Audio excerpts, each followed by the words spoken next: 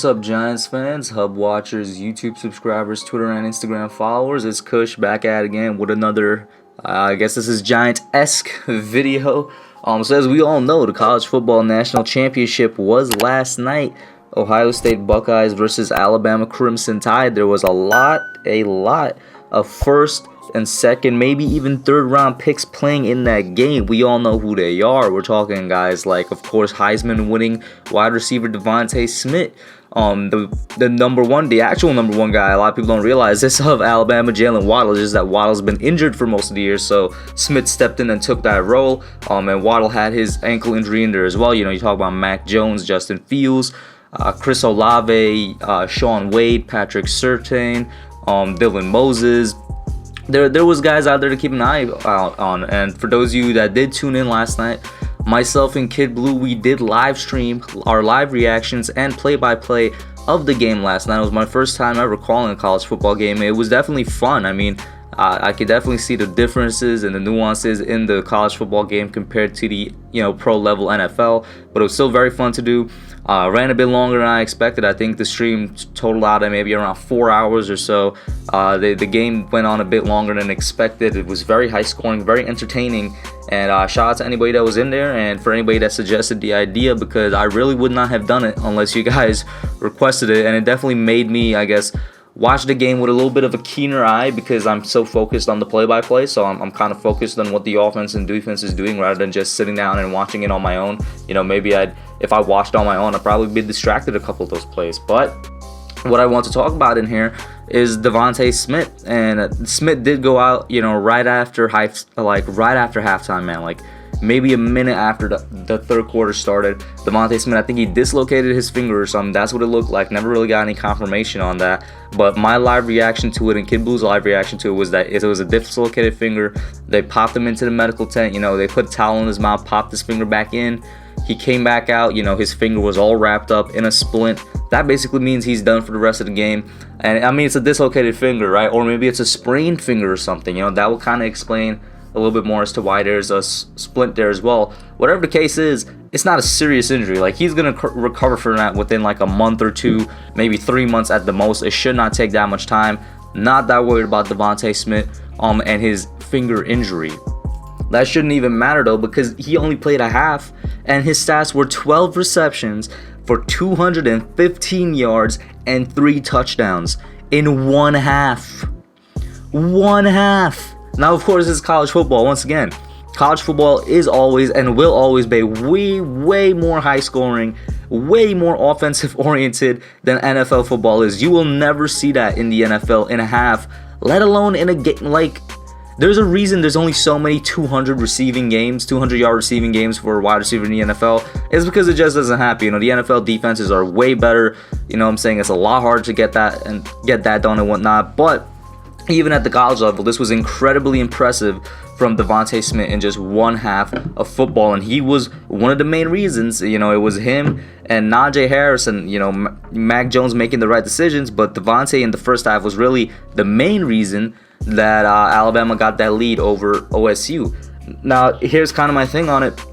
I just kind of want to reflect on that with you guys.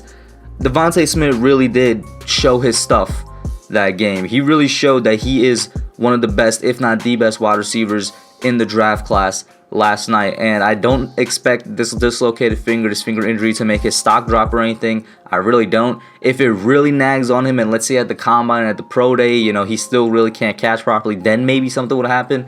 But teams know who he is. Scouts and GMs, they know who he is. They know what he can do. Devonta Smith is that dude. My concerns with him still remain, though, right? And everybody is, with good reason, getting really happy about this prospect. And I would love for Devonta Smith to come to New York. In fact, I've already said it a couple of times. My first mock draft yet to come out. A lot of you already know. I have Devonta Smith as the 11th overall pick. That might not happen anymore. I may have to go in and change that, because he might not even make it to the 11th overall pick. We might see, for the first time, I want to say in 5 years, is it 5 or 6 years, because the last time it happened, I want to say it was 2014 with Sammy Watkins and Mike Evans.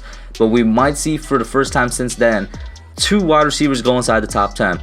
Now, I don't really think it's gonna happen. Like, I find it so hard to believe, just because when you talk about positional value in the NFL, especially with the NFL draft, I would really be surprised yet at the same time not surprised. I know that's weird, but it would be so weird to see 2 wide receivers go in the top 10. This might be the first year in a while that it does happen, because you're looking at Jamar Chase, who I still think is the best wide receiver in this class, and I still think people need to be reminded of that a little bit.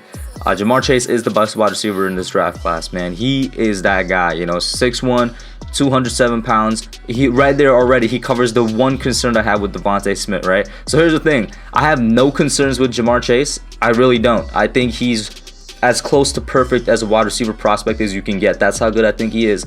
And I just have one concern with Devonta Smith. And even then, with that one concern, he's also as close to perfect as you could get to a wide receiver prospect for the NFL draft. So don't get it twisted. Devonta Smith is amazing. Jamar Chase is amazing. I still think Jamar Chase is that dude above him, though. But my one concern with Devonta is his weight. He's 174 at 6'1". He's built like a twig. He's gonna get beat up in the NFL. A good amount of his plays comes over the middle, crossing routes and whatnot. He's not gonna be able to do that at the NFL level, because dudes are gonna knock him out, man. He needs to put on a little bit of weight. He needs to put on a little bit of muscle if he wants to, survive in the NFL. I don't think I've ever seen a 174-pound receiver survive in the NFL, especially when the weight is distributed across a 6'1" body frame. That means you're extremely, extremely thin. He's going to need to pack on some muscle. Hopefully it does not take away from his explosiveness, his agility, his speed, but he's going to need to do that, you know what I'm saying? Getting back to my point here, Jamar Chase is still that guy. A lot of people need to go back and watch his LSU tape, man. You know what? Even not even tape. Just go back and look at some LSU games. Just go back and look at some Jamar Chase highlights. Like, this guy is as perfect as you get, and I would be happy if he slips to us, because he did opt out, and I really do feel like he's kind of slipping out of people's minds because of the fact that he opted out. But Jamar Chase is still that guy, and that's not a shot at Devonta Smith. That's just me praising Jamar Chase. But getting back to Devonta Smith here, if he could have raised his draft stock anymore, and he was already like a top 10 prospect for this draft, he somehow, some way raised it even more. Which is why I'm like, oh man, he might not even make it to the Giants. There's like 2 or 3 teams in the top 10 picks that need a wide receiver. The Dolphins are one, but I really think they should go Penny Sewell, because I think that is the right move for them. Protect your quarterback. The Eagles are obviously one, and I will be incredibly sad if either Chase or Smith ends up on the Eagles. That will make me very sad, and I think that's probably what's going to happen. And then the Lions might take one as well, depending on what happens on Kenny Golladay, and depending on how they look at how urgent it is for them to replace Kenny Golladay as a wide receiver. One other wild card-ish could be the Bengals. I mean, the Bengals, maybe they take another wide receiver. I don't know. I think they fill out some other spot on their team. But the 3 main teams would be Dolphins, Eagles, Lions. And they're all in the top 10. And well, guess what? There's 3 wide receivers. I don't think all 3 are going to go in the top 10. That would be crazy. But I think at least 2 of them might go. And Smith might not be there, man. And that just makes me sad, because I really do want him.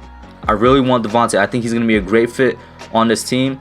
He is that explosive guy that will get open, and that will burn you, and that will get downfield, and will help out basically every other part of your offense. And he's also just a great dude. You talk about his character and what we know about him, he's literally a Joe Judge guy. He's one of the most humble people out there. You saw it last night in the national championship game. But when you go out and you read about him, everybody says he's one of the most humble dudes you ever met. He's probably the humblest star in football, and he's a hardworking guy. All he does is his work. Incredible Joe Judge guy, man. But that's kind of my thoughts on it. A little bit of reflection, a little bit of a mishmash. Let me know what you guys think. Which receiver do you think is better, Chase or Smith? And how impressed were you last night by Devonta Smith's performance? That's it for now. I'm out. Thanks for watching. Don't forget to like, comment, subscribe, and share. I'll catch y'all in the next one.